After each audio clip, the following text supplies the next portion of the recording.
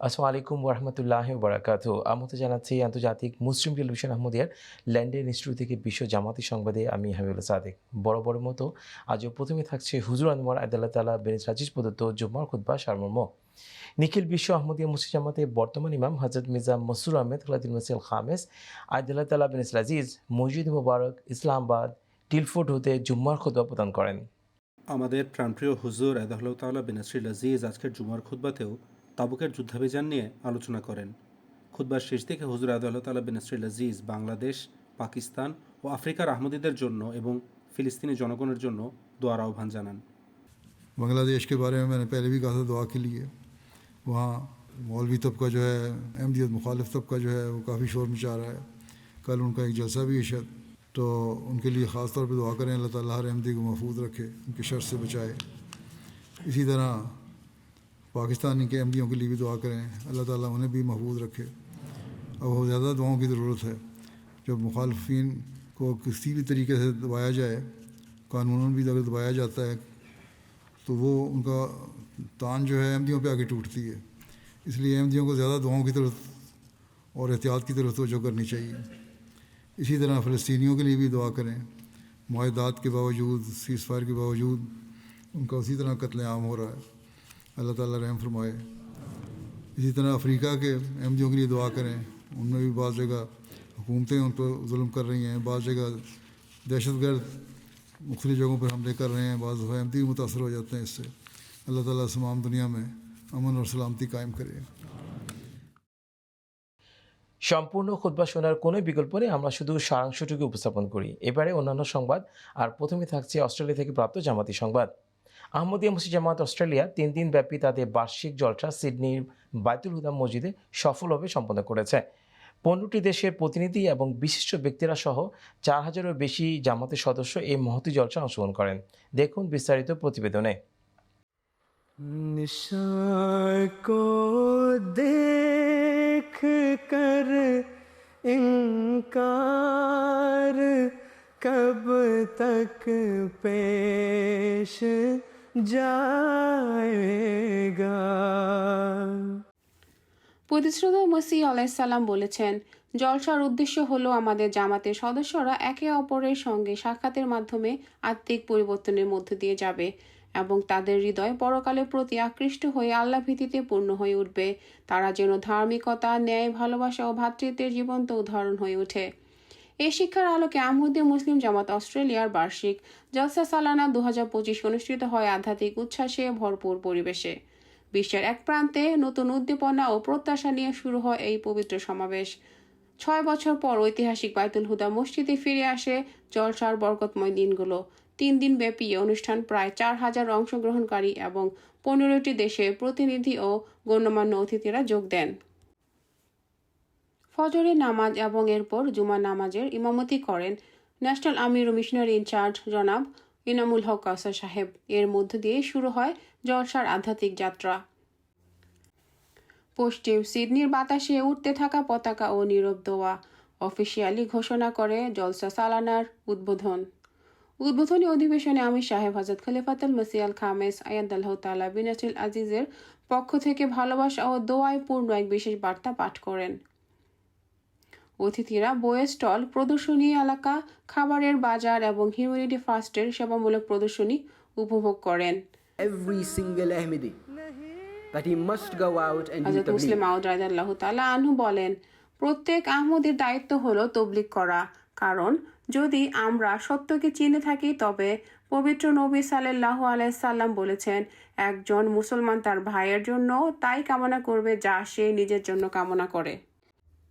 এই 3টি বরকতময় দিন ভরপুর ছিল ঈমান, প্রেরণা ও নব উদ্দীপনায়। Remember that in the Holy Quran when God Almighty states these teachings, বক্তৃতাগুলোতে He does স্মরণ not করিয়ে stop দেওয়া you হয়। or from মনে রেখো, পবিত্র কোরআনে আল্লাহ তাআলা যখন এসব শিক্ষা প্রদান করেন তখন তিনি তোমাদের বা তোমাদের সন্তানদের দুনিয়াবী অর্জন থেকে বিরত করেন না। আল্লাহ তাআলা তোমাদের সন্তানদের সর্বোত্তম শিক্ষা দিতে নিষেধ করেন না, উপার্জন করতেও বাধা দেন না। তবে তিনি চান না তোমরা তোমাদের সন্তানদের ধর্মীয় ও নৈতিক শিক্ষা দুনিয়াবী সাফল্যের জন্য ত্যাগ করো, কারণ যদি তারা ঈমানের আগে দুনিয়াকে অগ্রাধিকার দেয় তবে তারা পরকালে সফল হবে না।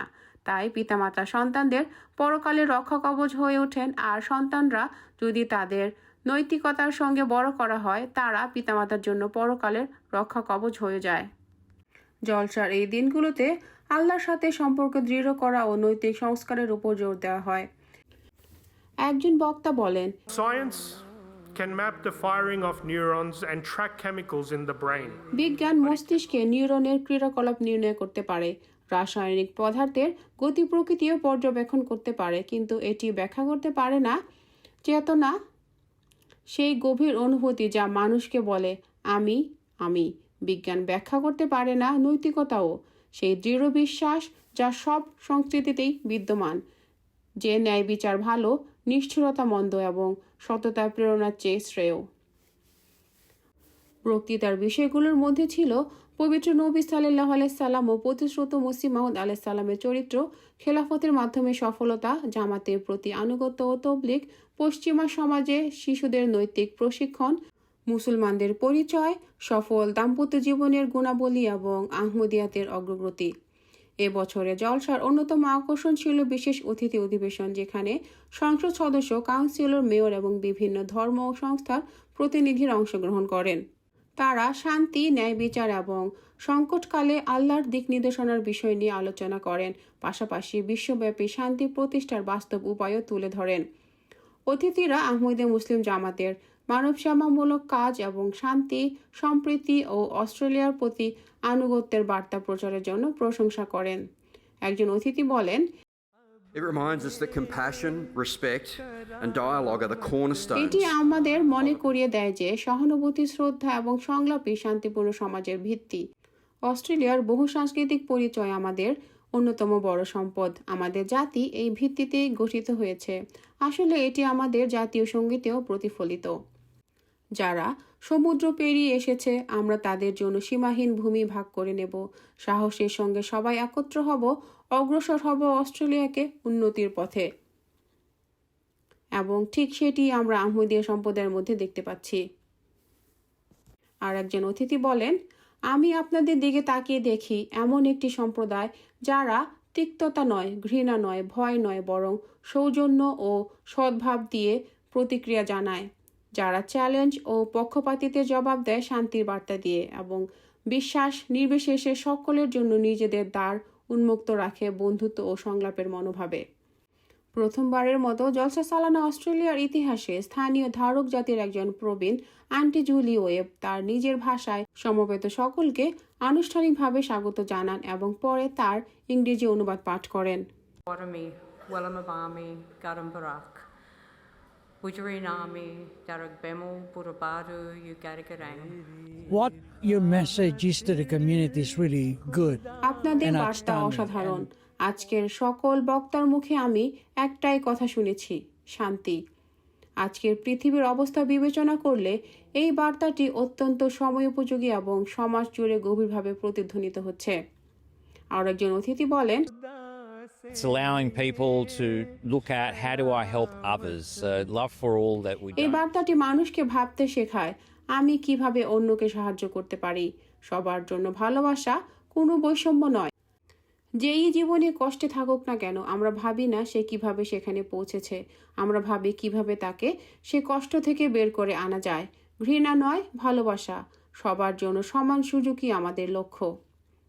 সমাপনী অধিবেশন আধ্যাত্মিকভাবে সমৃদ্ধ এই অনুষ্ঠানটির পরিসমাপ্তি ঘটায়। I would say that very Jamaat which started from Qadian. আলহামদুলিল্লাহ, সেই জামাত যা শুরু হয়েছিল কাদিয়ান থেকে, আজ তা আন্তর্জাতিক।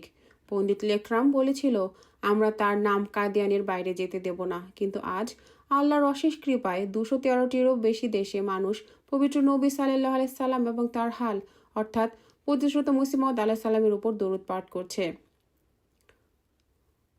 শেষ অধিবেশনে মসজিদের প্রাঙ্গণে তারানা ধ্বনিত হয়, সৃষ্টি হয় গভীর চিন্তা ও কৃতজ্ঞতার আবহ।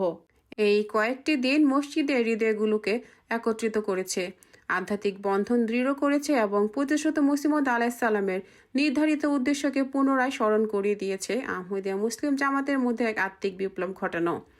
আল্লাহ তাআলা আমাদের সেই শক্তি দিন যাতে আমরা পবিত্র নবী সাল্লাল্লাহু আলাইহি সাল্লামের এই মহৎ মিশন অব্যাহত রাখতে পারি। এমটে ইন্টারন্যাশনাল, অস্ট্রেলিয়া স্টুডিওস। আজকের আয়োজনের সবচেয়ে থাকছে সুইজারল্যান্ড থেকে প্রাপ্ত জামাতি সংবাদ। গত 30 এবং 31 অক্টোবর জাতিসংঘের মানবাধিকার কাউন্সিলের সামাজিক ফোরাম সুইজারল্যান্ডের জেনেভায় একটি অনুষ্ঠান আয়োজন করে। হিউম্যানিটি ফার্স্ট বিশ্বব্যাপী বিভিন্ন ক্ষেত্রে তাদের কার্যক্রম তুলে ধরার সুযোগ পায়। দেখুন বিস্তারিত প্রতিবেদনে। গত 30 ও 31 অক্টোবর জাতিসংঘ মানবাধিকার পরিষদের সোশ্যাল ফোরাম সুইজারল্যান্ডে অনুষ্ঠিত হয়। অনুষ্ঠানটি জেনেভার মনোরম প্যালেস দ্য নেশনসে আয়োজন করা হয়েছিল। হিউম্যানিটি ফার্স্ট এখানে শুধু অংশগ্রহণই করেনি, বরং 31 অক্টোবর একটি সাইড ইভেন্টও আয়োজন করে, যেটির মূল বিষয় ছিল সংঘাতপূর্ণ অঞ্চলের শিশুদের জন্য শিক্ষা ও স্বাস্থ্য সেবার মাধ্যমে মানবাধিকার বাস্তবায়ন। অনুষ্ঠান চলাকালে অংশগ্রহণকারীরা এই গুরুত্বপূর্ণ বিষয়ে আলোচনা করার পাশাপাশি হিউম্যানিটি ফার্স্টের কর্মকাণ্ড সম্পর্কেও জানতে পারেন। আপনারা অনেকেই জানেন, বর্তমান পৃথিবী জুড়ে 200 মিলিয়নেরও বেশি শিশু সংঘাতপূর্ণ অঞ্চলে বসবাস করছে। অনেক জায়গায় এখন স্কুল ও ক্লাসরুম পরিণত হয়েছে আতঙ্ক ও মৃত্যুর স্থান এবং ধ্বংসস্তূপে, যেমন সুদান, গাজা, ইউক্রেন প্রভৃতি। His Excellency Professor Mahamadou Ka is the ambassador. জাতিসংঘে নিযুক্ত গাম্বিয়ার মাননীয় রাষ্ট্রদূত অধ্যাপক মোহাম্মদ কাহ জেনেভায় অনুষ্ঠিত এই সভায় উদ্বোধনী বক্তব্য উপস্থাপন করেন। হিউম্যানিটি ফার্স্ট যেন এক বিশুদ্ধ মুক্ত হাওয়া। তারা সারা বিশ্বে, বিশেষ করে আফ্রিকায় দারুণ কাজ করছে। আমার দেশ গাম্বিয়াতেও হিউম্যানিটি ফার্স্ট কাজ করছে। যুবকদের কর্মসংস্থানের জন্য প্রশিক্ষণ কেন্দ্র তৈরি করছে, স্কুল নির্মাণ করছে। গাম্বিয়ার মাসরুর স্কুলও এর একটি উদাহরণ। আমি নিজেও ছোটবেলায় নুসরাত হাই স্কুলে পড়েছি, যা হিউম্যানিটি ফার্স্ট পরিবারেরই অংশ। আমি এই মানসম্মত শিক্ষার কারণেই আজ একজন কূটনীতিক, প্রযুক্তিবিদ ও শিক্ষক হতে পেরেছি। না হলে হয়তো এমনটি হতো। Dr. Aziz হাফিজ সাহেব হিউম্যানিটি ফার্স্ট ইউকের চেয়ারম্যান হিসেবে সেবা করার সুযোগ পাচ্ছেন। বিভিন্ন সেবামূলক কাজের পাশাপাশি এই ধরনের অনুষ্ঠান আয়োজনও হিউম্যানিটি ফার্স্টের জন্য কেন গুরুত্বপূর্ণ তা তিনি তুলে ধরেন। আমার মতে এই আয়োজনটি অত্যন্ত অনুপ্রেরণাদায়ক, আর এই ধরনের আয়োজন কেটের সংগঠন ও আমাদের মতো সংগঠনের জন্য খুবই গুরুত্বপূর্ণ, কারণ এভাবে আমরা যাদের সেবা দিচ্ছি সেসব সুবিধা বঞ্চিত মানুষের পক্ষে কথা বলার সুযোগ হয়। অনেক সময় তাদের পক্ষে কথা বলার জন্য কেউ থাকে না। আমরা এখানে তাদের পক্ষে কথা বলতে পেরে অত্যন্ত গর্বিত ও নিজেদেরকে সৌভাগ্যবান মনে করছি। কেটের মাধ্যমে আমরা এখানে গাজার মানুষের কথা শুনতে পেরেছি। তাই আমরা আশা করি আমাদের এই সামান্য প্রচেষ্টা বিশ্বব্যাপী নীতি নির্ধারকদের চিন্তা ভাবনায় পরিবর্তন আনতে সাহায্য করবে। The participants of the side event humanity first আয়োজিত সাইড ইভেন্টে অংশগ্রহণকারীরা শুধু শিক্ষার ক্ষেত্রে নয়, বরং সামগ্রিক মানবিক কার্যক্রমেও হিউম্যানিটি ফার্স্টের অবদান দেখে মুগ্ধ হন। এই ইভেন্টে এসে আমি বুঝতে পারলাম মাঠ পর্যায়ে কাজ করা অত্যন্ত জরুরি। শুধু ভার্চুয়ালি কাজ করা যথেষ্ট না। চেয়ারম্যানের কথা আমাকে খুবই আলোড়িত করেছে। যেমনটি তিনি বলছিলেন যে এখানে এই কক্ষের ভেতর দাঁড়িয়ে আপনাদের সামনে কথা বলা ও ঘটনা তুলে ধরা প্রকৃত সাহস নয়, বরং আসল সাহস হলো ঘটনাস্থলে দাঁড়িয়ে সেই শিশুদের চোখে মুখে আনন্দের চমক দেখা, যখন তারা শুধু একটা খাতা পেয়ে আনন্দে ভরে ওঠে। এটা সত্যি আমাকে অনুপ্রাণিত করেছে। একজন চিকিৎসকের মুখে সরাসরি মাঠ পর্যায়ের বাস্তব অভিজ্ঞতা শোনাটা ছিল সত্যি অসাধারণ। কেবল পত্রিকায় পড়া বা বইয়ে পড়া কথা নয়, বরং তিনি বাস্তব অভিজ্ঞতা বর্ণনা করেছেন। আমি মনে করি এটি সত্যি অসাধারণ। এমন অভিজ্ঞতার কথাই আসলে এই ইভেন্টের মূল আকর্ষণ ছিল। এরই সাথে শেষ হচ্ছে বিশ্ব জামাতি সংবাদ। সংবাদ বিভাগের পক্ষ থেকে সবাইকে শুভেচ্ছা জানিয়ে এবং পরবর্তী সংবাদ শোনার আমন্ত্রণ জানিয়ে আজকে এখানে বিদায় নিচ্ছি। আসসালামু আলাইকুম ওয়া রাহমাতুল্লাহি ওয়া বারাকাতুহু।